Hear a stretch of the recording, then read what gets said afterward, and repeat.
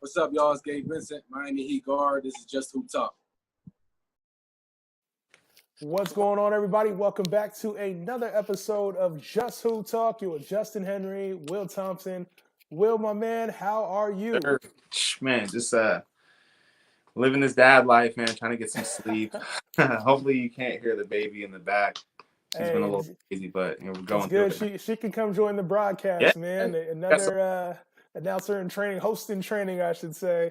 She was actually watching it. She was actually watching the game earlier today. Caught her watching the game, really looking at it. So I was like, it's kind of crazy. They start to watch, and that might be her thing. Just like her pops. Yeah. Yeah, man. And so let's get into it. Let's talk a little bit about what's going on today. Obviously, one of the major things that's been happening recently have been injuries.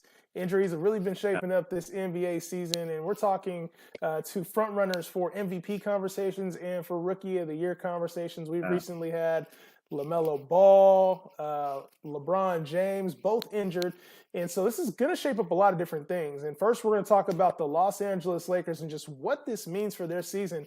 With Anthony Davis now hurt, LeBron hurt, there's a big chance that the Lakers can fall pretty heavily in the standings. Yeah. Will, what's your initial thoughts when you heard not just AD going out because the Lakers were still kind of floating, right, but now that both of them look like they're going to be out for 3 to 4 weeks is the timeline for LeBron, and then about another 2 to 3 weeks for AD. What's your initial thought on the Lakers and what they're going to be able to do this season? My initial thought, when I saw it, was that's crazy because you just don't see that from LeBron. You just don't see him getting hurt. To see him go down was like, whoa, that looked weird, man. This has never really seen that. So that tripped me out. But then I started thinking damn, the Lakers are going to slide. They're going to drop down because they have nothing on their roster besides those two guys, especially with Marcus Gasol being out. It looks bad. They didn't look great tonight. They got beat by almost 30 by the Pelicans. But then I started thinking about it, and I was like, maybe it's a little bit of a blessing in disguise for the Lakers because they were putting so much on LeBron, man. Yeah. And I felt like it was just a matter of time until something like this happened. And it's good that it happened now and not deeper towards the end of the season and leaking into the playoffs. So maybe this is a good opportunity for LeBron to just chill, man. Just take some time off, rest, get his body right. He's not going to be sitting at home on the couch. He's going to be putting in work and just get himself geared up and get ready for the playoffs because, honestly, standings don't matter to them. They're the best team in the league. Yep. If the two of them are there, it doesn't matter. There's not even home crowd, so it doesn't matter if they got to go on the road or win. It doesn't matter. They're better than all the other teams in the West. So it might be a blessing in disguise. I don't know. It kind of is. And you also think, the Lakers made a lot of additions this year. So instead of just having, Rajon Rondo, McGee, and Dwight Howard, those are lower scoring options to allow LeBron and AD to be their best. It's like they almost brought in more relief to help out with that. Schroeder, Harrell, those guys are also the same type of mold, but more scoring added to the pot. And so when you have that type of scoring added, it's like, hey, we just paid you guys. Now it's your turn. Right. And we also saw a young rookie last year make his name in the bubble, Talen Horton-Tucker, and the fans have been wanting. LeBron has been wanting to see more. And this is his opportunity to shine, too. There's not a lot. There's a lot of more minutes available. Typically, when LeBron and AD are on the floor, there's not as much time. Yeah. And so when you have a guy of this type of talent, I think he's 20, 21 years old, prove it. Show us what you've got, man. The one player I want to see a lot from, and I'm not sure we're going to, is Kyle Kuzma. I think I think he's going to get more minutes, but it's like we're all waiting to see, can he be that third piece that the Lakers really need? And it seems every time he's had the opportunity, he just does what Kyle Kuzma does, 14 to 16 points a game, 6 to 7 boards, dropping a couple assists here and there, but he's not really that core piece that they need. I think he was still coming off the bench last game, even after Braun was hurt. So I don't know, man. It's tough because when you start to look at these pieces, you're like, this team doesn't really look like anything, and you know why LeBron's the MVP. Yes. Yeah. It's kind of crazy that you mentioned Kuzma because I was watching him specifically tonight, and he never really just steps up, man. He takes bad shots. He still kind of does the same thing. You can tell he wants to be that guy, but he just really isn't. I think, yeah, you brought up a good point. Is like now we get to see some of these other guys develop, and that might end up being a good thing for the Lakers. I think a guy that is going to be important for them moving forward is Wesley Matthews. We're starting to see a little bit more from Wesley He's a Matthews. forgotten piece there. Yeah, man. dude. He's a guy who can shoot, can defend. I think he's going to be really important for them, and this is an opportunity for him to really get his legs warm, hopefully find his shot, and become somebody that they can really lean on because they're going to need him, and they really are going to need him in that kind of defensive role, like that Rondo role. Do you think that he can really be that piece, though? Because we've seen before, like, from all these pieces of the Laker team, you've seen Wes Matthews, you've seen Markieff Morris score 15 a game, you've seen Kyle Kuzma get 15, Schroeder's a 15 a game guy, Harrell's a 15 a game. It's like they have a bunch of kind of core pieces, but nobody that can really just take over for this team in this West. I mean, the top 6 is tough, man. You're talking Utah, Phoenix, the Clippers, Denver. Yeah. Like, it's going to be tough. And so you drop down in the seedings to, a 6 or a 7. Right. And now you're playing a Portland or a Denver when you're first coming in instead of having, a little bit easier of a game. Is this Laker team in jeopardy of, like, slipping too far down in the standings? I kind of worry about that. I think the big worry is that these guys can't put together 2 to 3 wins. If they're not able to put together 2, 3, 4 wins, I mean, the West is so tight, you could fall out of that top 10 potentially. Like, if you're not able to string together any wins, and them getting beat by 30 by the Pelicans is not a good sign. And what you don't want to have happen is you force LeBron to come back early. And that's what you really do not want to have happen. You want LeBron to be able to take his time and come back when he's ready. That's a good point, man. The West is tough. The West, and there's really not a lot of games in between them and the Sacramento Kings. Like, there really isn't that many games. Like, they can't afford to go 3-12. Like, they just can't. Right.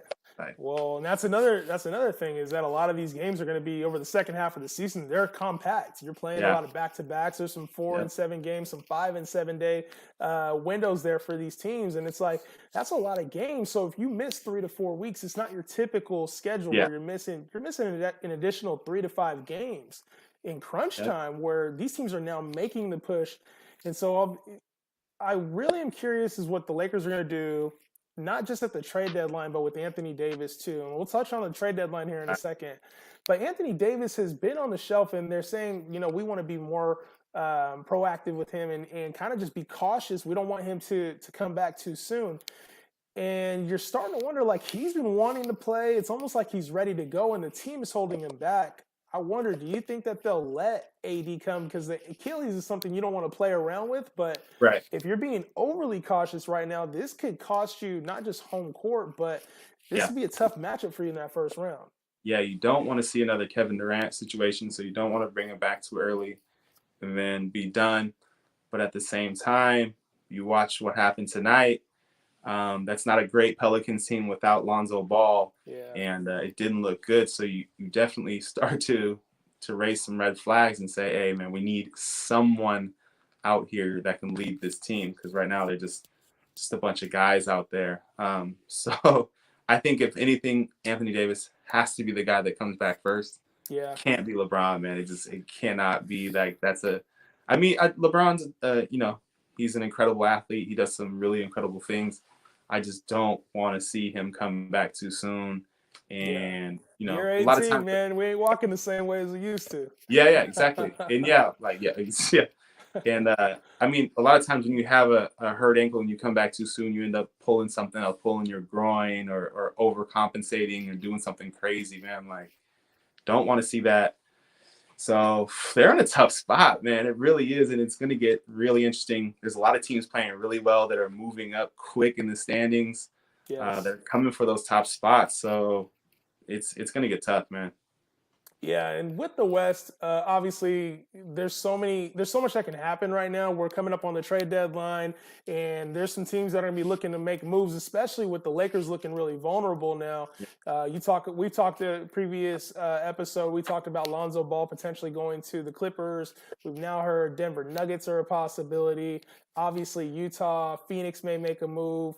Portland may make a move. I think now these teams are realizing, okay, with LeBron and AD out for an extended period of time, this is our window. This is really our opportunity to get that additional piece to get us over the hump. What do you expect from this Laker team? Because there's obviously been one name that's been, associated with him, and that's Andre Drummond. Yeah. I'm not a huge Andre Drummond fan, but he could be an additional piece that at least provides some rebounding. The big that's kind of been lacking for this team. You think Andre Drummond is a good piece for this team? I think if you have everyone back, he is. But if you bring him into a difficult situation, I think you're going to expose Andre Drummond for just being Andre Drummond, right? Like, he's a guy if AD's not back in a week or two, yeah, it's going to look just like the Cleveland team. Yeah, exactly. What'll be the difference? Right. It's not going to look good. I think you hurt the perception of Andre Drummond. You hurt his confidence. And I just don't think that's a good look, man. I would not put him in that situation to, like, oh, yeah, come back and save us, bro. Like, God damn. So I don't know. There's another day left. There's the 25th, so we got 2 more days. 2 more days. Well, a day and a half, so to speak. Yeah, I don't know. There's not a lot of help out there for this Laker team, man. Like, because you have to think in order to get a major piece, you're probably going to have to either wait for a buyout, so you're looking at like Drummond or K-Love, or potentially give up a piece that you need right now, a Kuzma, a Taylor Horton-Tucker, maybe even like a Caruso or a Schroeder. Like, you'll have to give up a piece that has some type of value. And I think the Lakers are probably cool with the team as is and don't really have a lot of flexibility unless it's a buyout. So I wouldn't be surprised if K-Love or Drummond is on this team, but even a name you mentioned on a previous episode, LaMarcus Aldridge, as well as just a low-end buyout piece that can come and provide some help that this team needs, maybe even like a Boogie Cousins too. Yeah, man. Yeah, give Boogie a job, man. That man needs to be working. Speaking of injuries, man, because we've been talking a little bit about injuries. Obviously, injuries derailed DeMarcus Cousins' career, but we want to talk injuries as well with these rookies, man. And sad to see fractured wrist for Lamelo Ball. Lamelo Ball was looking like the rookie of the year. Obviously came out the gate way stronger than anybody anticipated. He looked really good, and he's going to end his season a little bit prematurely. And so now we're talking who's going to win rookie of the year, man. And injuries, unfortunately, have now played a part in that, but it's looking like probably Anthony Edwards or Tyrese Halliburton from Sacramento. What are your thoughts overall on this rookie of the year chase and just kind of the sad ending for Lamelo Ball there? Yeah, it's a bummer, man. He was playing really well. I know the NBA has got to be like just hurting right now, man, with LeBron out and then the golden boy Lamelo out now. I mean, those were the main guys. Every time you turn on the TV, you probably see one of those 2 guys. Yeah. But for them to be out, that's tough. But I like Anthony Edwards. He's been inserted into the starting role now. He's starting to kind of establish himself as an elite scorer in the league, an elite finisher. So he's an exciting guy to watch. Halliburton, obviously, I've talked a million times about Halliburton. That's my guy as a Kings fan. Love what he brings to the table. But both of those teams just aren't playing well. And so that's kind of the downside of these guys kind of leading the way. The Hornets, I think, were in 4th or 5th place in the East, which is crazy.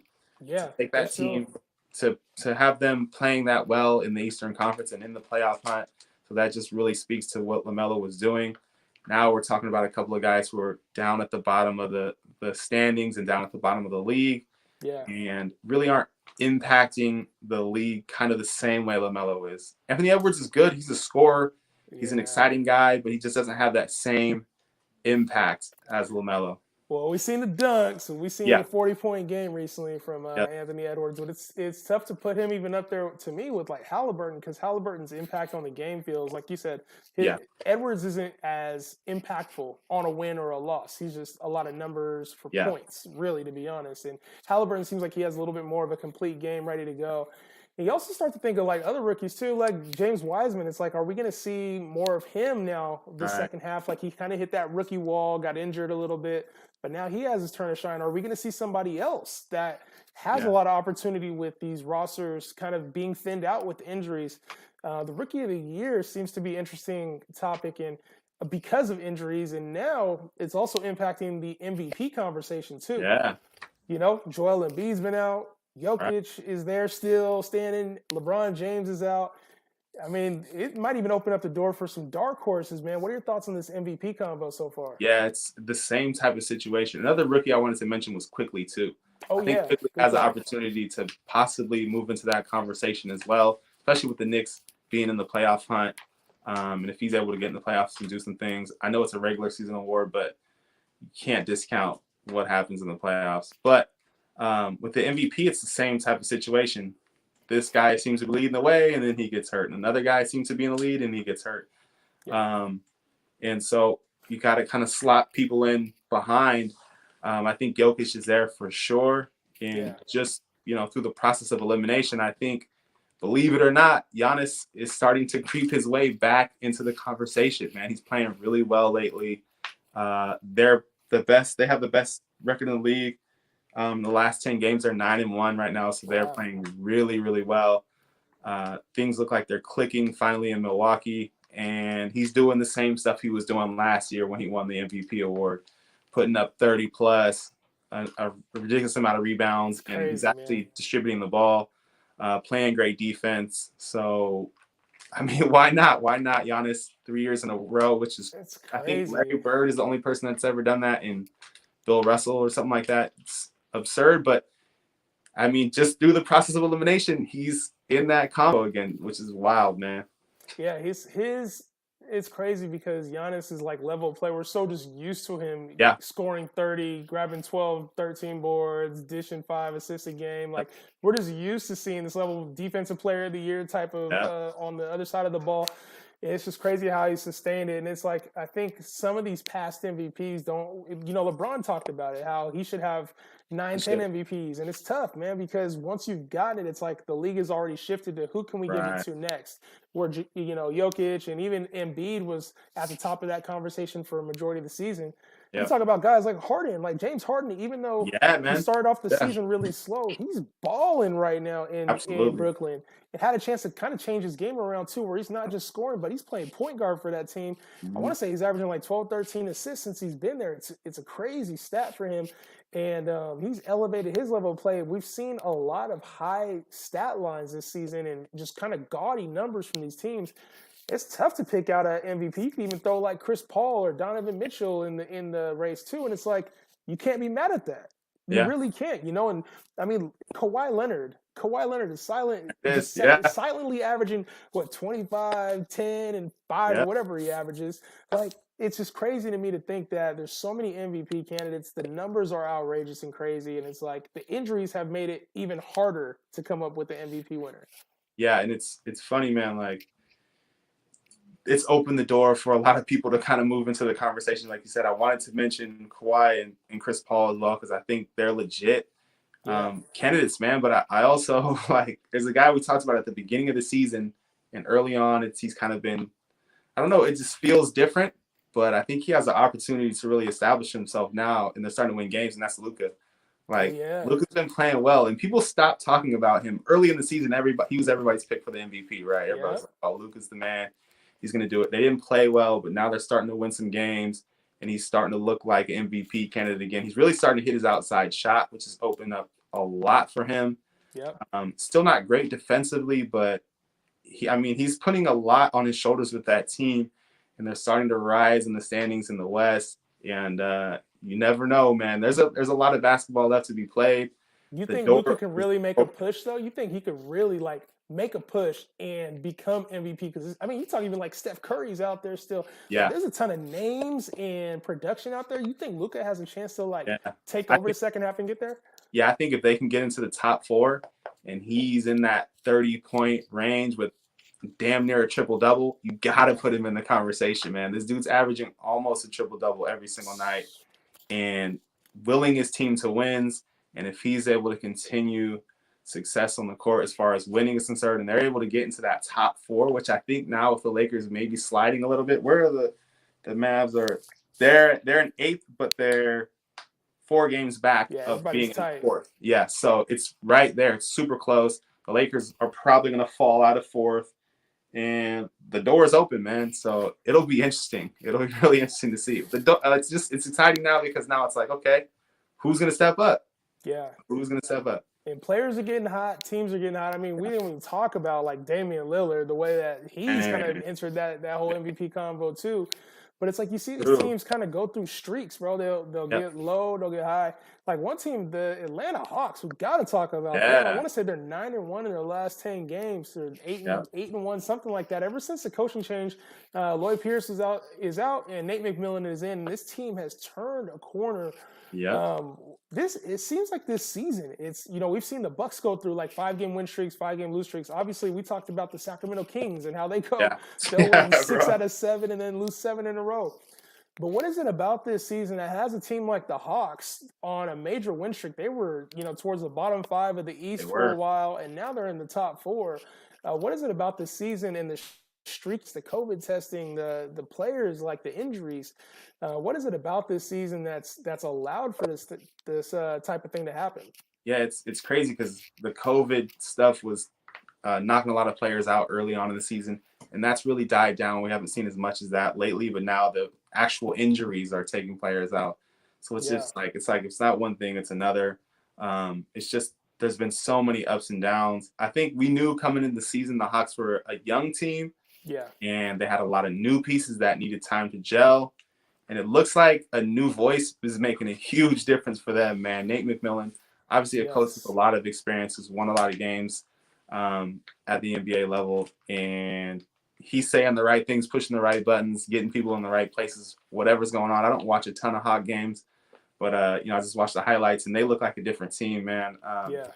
And so it's crazy that I can't remember when they were in like almost last place. They were. I want to say they were like 12th, 13th. Yeah. Like just about a month ago before the All-Star break, they looked like they were on the outside looking in.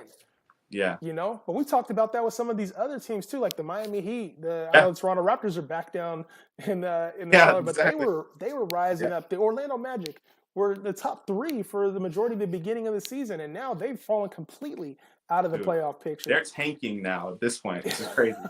They're selling off assets. Yeah. It's wild to me, and I think the Hawks it's cool to see them because obviously we talked about how we had them in the right spot early on, and they're gelling. They're playing well together, and they may be even looking to acquire certain pieces depending on what happens here at the deadline as well. I like what I'm seeing out this season, but it's tough to get a real gauge on who's really the better teams right now. Because you go through these streaks, and a lot of it could be travel. Like if you're on a vicious, I saw one team had an 8-game road trip, which is like unheard of for NBA.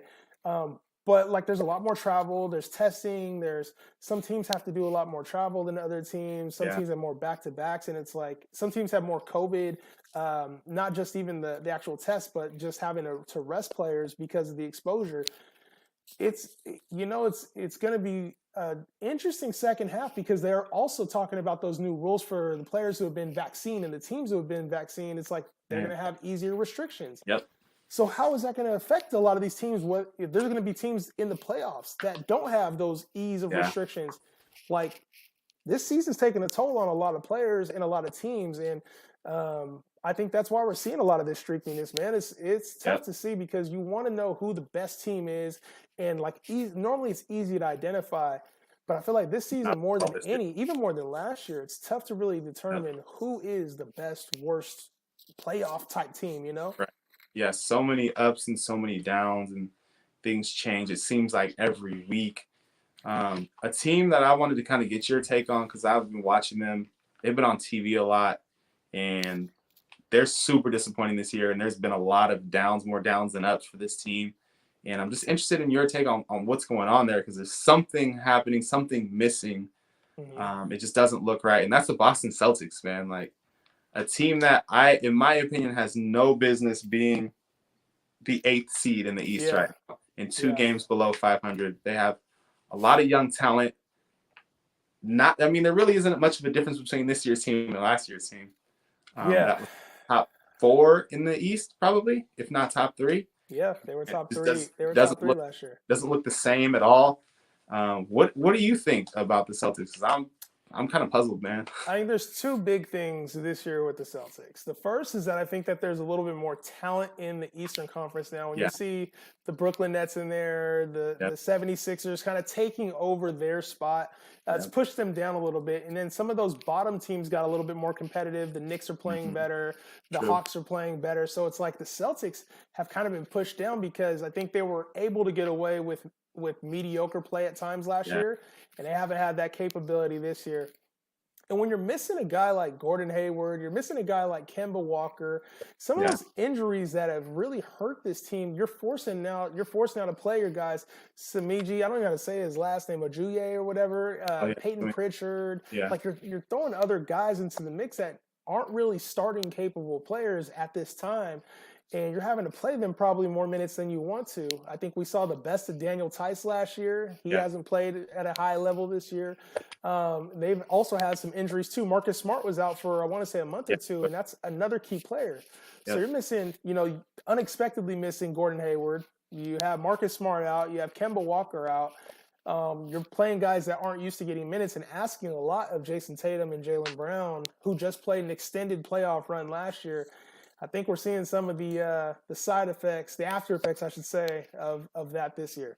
Right. I think it's interesting because it seems like the Celtics, like they're a team that always makes like the smart move. Like Danny Ainge is always the guy who makes the smart moves, right? Like seems like we'll let this guy go. The smart moves, right? Like we'll let this guy go because we don't want to overpay him, or we'll trade this guy and get assets back because we're accumulating assets. They're always accumulating draft picks, right?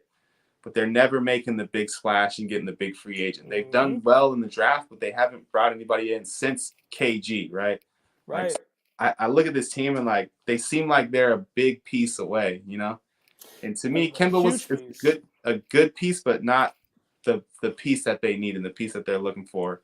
And right now, the biggest hole is down low. I saw Rashawn Holmes for the Kings just absolutely kill them inside. They have no answer for anyone with any kind of size. Even when Tristan Thompson's there, they still really struggle. He's hurt right now, but they still struggle to handle people down low. They're not blocking anyone's shot. You get past their perimeter defenders, and they're laying the ball up. So there's a lot of big holes. And it's just funny that they spent so much time accumulating assets, accumulating draft picks, and it came back to bite them in the ass now because they don't have any depth, and they look like a bunch of random pieces that just don't make sense, dude.